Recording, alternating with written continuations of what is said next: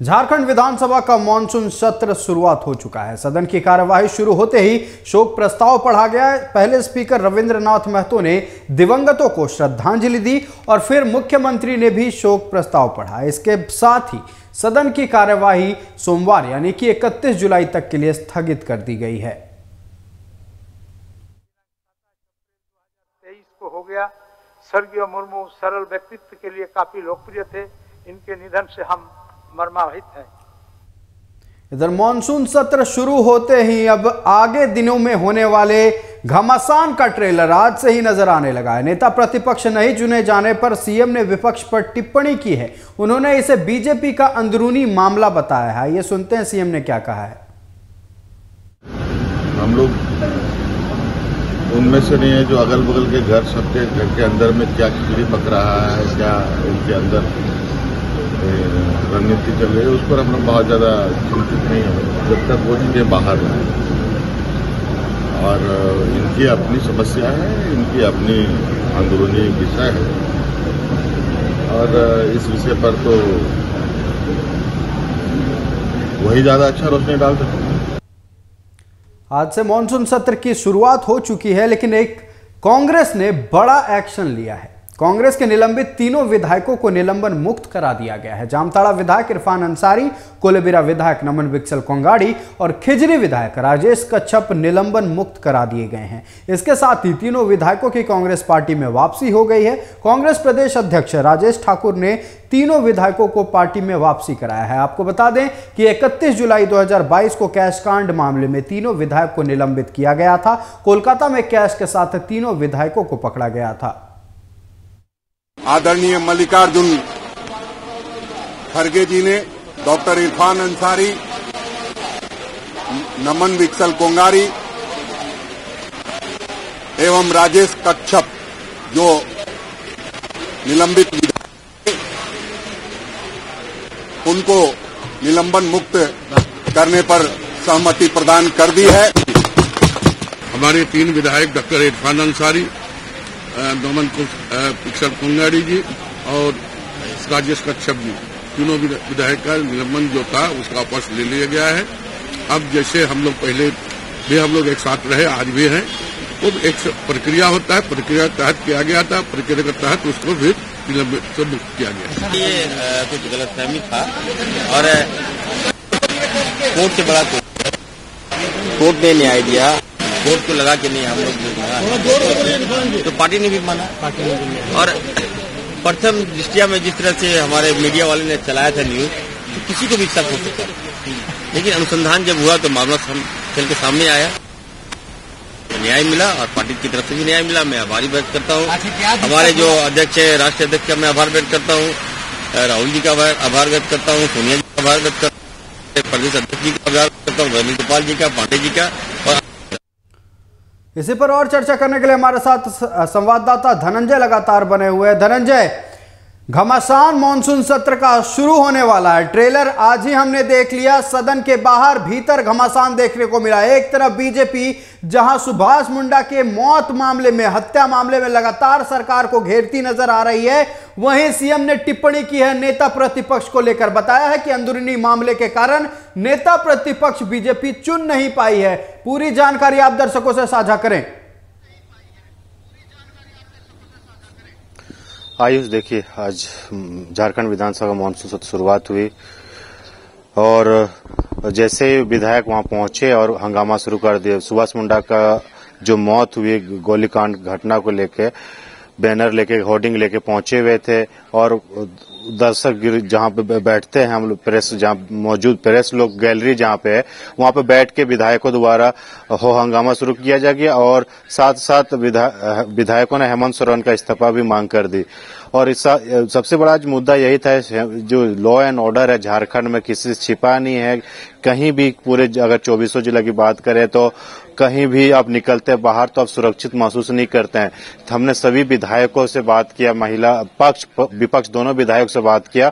विपक्ष ने तो सवाल खड़ा किए ही, पक्ष के जो अंबा प्रसाद है उन्होंने भी सवाल खड़ा कर दिया कि अगर लॉ खराब है तो हम लोग का जो बॉडीगार्ड मिला है वो हम लोग देने के लिए तैयार है, सरकार को वापस करने के तैयार है, लेकिन सुरक्षा व्यवस्था करवाइए, मुहैया कराइए सरकार आम जनता को। लेकिन अब एक तरफ से अनूप कुमार जो विधायक हैं कांग्रेस के, उनका कहना है कि सीबीआई जांच की मांग होना चाहिए, लेकिन इरफान अंसारी कहना है कि नहीं, लॉ एंड ऑर्डर ठीक, हमारे मुख्यमंत्री सब चीज ठीक कर देंगे।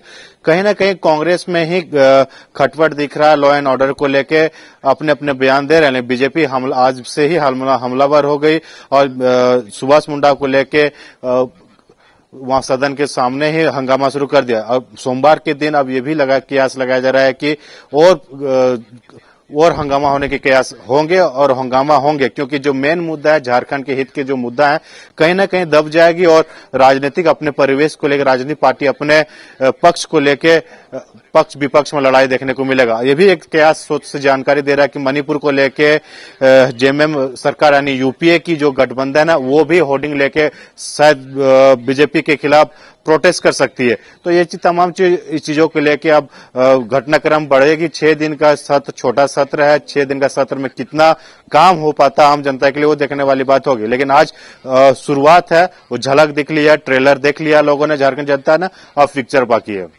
कि आपने कहा कि ट्रेलर देख लिया, पिक्चर बाकी है। सब अलग अलग मुद्दों पर बात कर रहे हैं। बीजेपी बात कर रही है कानून व्यवस्था को लेकर, बीजेपी बात कर रही है सुभाष मुंडा की हत्या को लेकर, कांग्रेस हो या फिर महागठबंधन के जो सत्तारूढ़ पार्टी के नेता हैं वो बात कर रहे हैं मणिपुर हिंसा को लेकर। लेकिन पुराना मुद्दा एक बार फिर उठाया गया है। अंबा प्रसाद ने अदानी प्रकरण मामले में एक बार फिर बीजेपी को आड़े हाथों लिया है। इस बार फिर अदानी पर आरोप लगाते हुए कहा है कि झूठी आरोपों के तहत अदानी की कंपनी लोगों को फंसा रही है।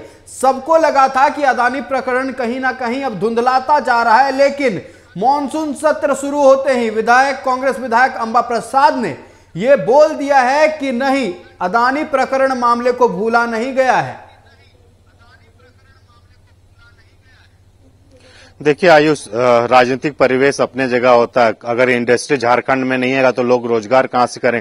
मैं किसी की कंपनी और किसी के बड़ा करने नहीं जा रहा हूं, लेकिन इंडस्ट्री का अपना रूल रेगुलेशन होता है, एएमयू होता है, उसके तहत ही वहां इंडस्ट्री लगाती है।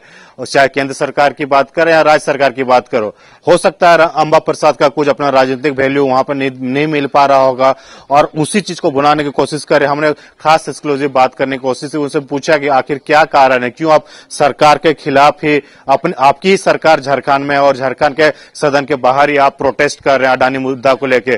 तो उन्होंने कहा कि हमने सरकार को भी इस मुद्दे को लेके अवगत करवा दिया है, जो आम मुद्दा है, जो रोजगार का मुद्दा है, साथ जो वहां पे अडानी प्लांट जो लगने वाले हैं, अडानी कंपनी का जो वहां लगने वाले इंडस्ट्री लगाने जा रहे हैं, उसको चीज को लेकर कहीं ना कि सरकार और अडानी के बीच में अनबन है और हो सकता है उसका फायदा कांग्रेस उठाना चाह रही, वहां के मजदूरों को लेकर, वहां के कामगारों को लेकर अपना राजनीति पर चमकाना चाहती होगी।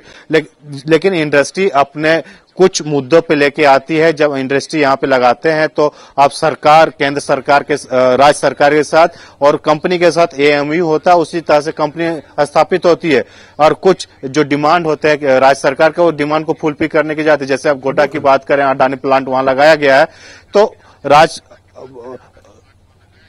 जी धनंजय, जिस तरह से हमने बात की कई मुद्दों को लेकर, एक नया मुद्दा हमें लग रहा है और ये कयास लगाए जा रहे हैं कि उस पर भी बातचीत हो सकती है। हालांकि ये मुद्दा नया नहीं है, अभी के परिवेश में यह मुद्दा नया हो सकता है, क्योंकि बोकारो का एक शख्स जो कि रोजगार की तलाश में बेंगलुरु गया था, उसकी बेंगलुरु में मौत हो गई है। पलायन का मुद्दा, अक्सर लोग पलायन को लेकर चर्चा करते रहते हैं। हालांकि बेरमो विधायक अनूप सिंह ने भी जाकर उनसे मुलाकात की है, पीड़ित के मतलब मृतक के परिजनों से।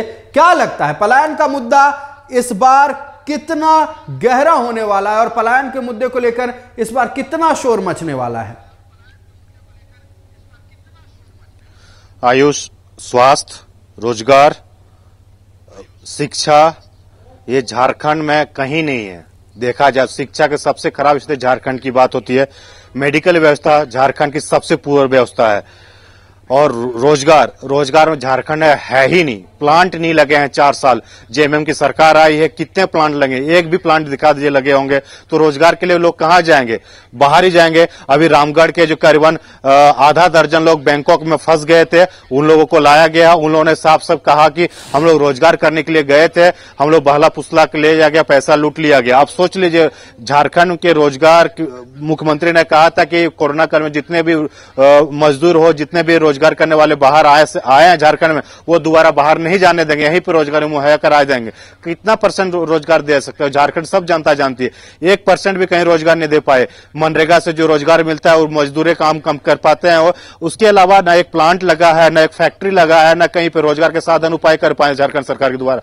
तो लोग कहां जाएंगे काम करने के लिए? झारखंड से बाहर जाएंगे रोजगार करने के लिए, और इसी में लोग ठगी का शिकार होते हैं और वहां फंस जाते हैं। तो फिर झारखंड सरकार के द्वारा वीडियो वायरल होता है, तो और झारखंड सरकार से अनुरोध किया जाता है और लोगों को वापस लाया जाता है। लेकिन यहाँ आगे पेट को चलाने के लिए, घर को चलाने के लिए, अपने फैमिली को चलाने के लिए कुछ न कुछ रोजगार करेंगे। झारखंड में कहीं रोजगार के साधन दिखते नहीं है। पंचायत सचिवों की नौकरी को लेकर जो मुद्दा उठाया गया था, पंचायत सचिव को जो नौकरियां मिली हैं, जो नियुक्तियां हुई हैं, इस पर मौजूदा राज्य सरकार खुद की पीठ थपथपा रही है। लेकिन बीजेपी ने मौजूदा राज्य सरकार को आड़े हाथों लेते हुए यह कह दिया है कि मौजूदा सरकार ने तो कोर्ट के दबाव में आकर नियुक्तियां करवाई हैं और इसमें कोई भी हाथ राज्य सरकार का नहीं है। एक तरफ जहां रोजगार दी जा रही है राज्य सरकार के द्वारा, फिर भी यह देखा जा रहा है कि कोई ना कोई पहलू जो है वो पुराने दिनों से जुड़ा हुआ है। इस पर बीजेपी लगातार हमलावर है।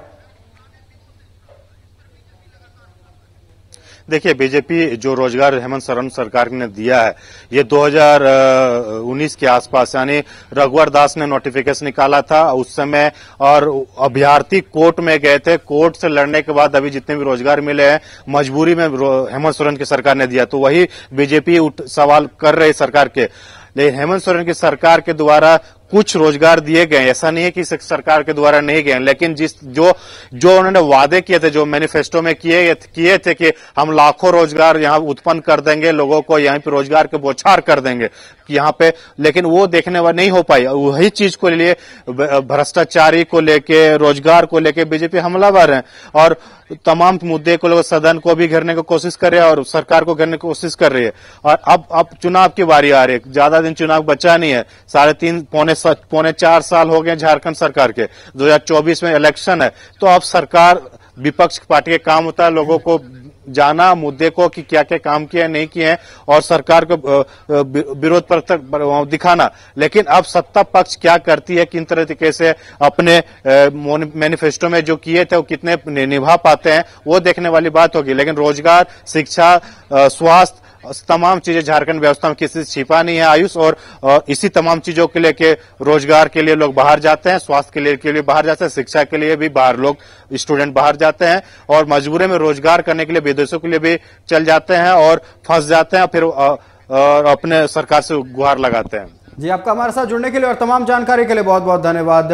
ये थे हमारे सहयोगी धनंजय, जिन्होंने पूरी तरह से आज के ट्रेलर पर प्रकाश डाला है और आने वाले कुछ दिनों में जो मॉनसून सत्र चलेगा, इस दौरान किन किन मुद्दों पर विपक्ष सरकार पर हमलावर होगी और मौजूदा सरकार बीजेपी पर किन किन मुद्दों को लेकर सवाल खड़ा कर सकती है, सब पर चर्चा की।